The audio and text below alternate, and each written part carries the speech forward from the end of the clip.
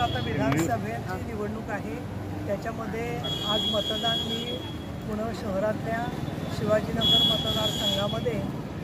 विद्याभवन शाळेमधल्या 192 क्रमांकाच्या बूथमध्ये मतदान केलेलं आहे। गेल्या वेळेला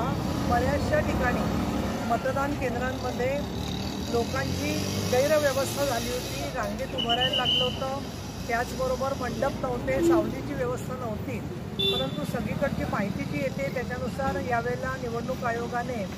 योग्य ती कार्यवाही केलेली आहे आणि त्याच्यात मुंबई महानगरपालिका इथली नोडल एजन्सी असल्यामुळे त्यांनी ही सगळी व्यवस्था मुंबईत तर पुणे महानगरपालिकेने अशा पद्धतीने निवडणूक आयोगाने केलेलं आहे। यावेळची निवडणूक वेगवेगळ्या कारणांनी गाजते आहे, परंतु महत्त्वाचा भाग म्हणजे संविधान वाचवणं, त्याचबरोबर महायुती शासनाने केलेल्या विविध योजना, शेतमालाला भाव देणं, त्याचबरोबर वीज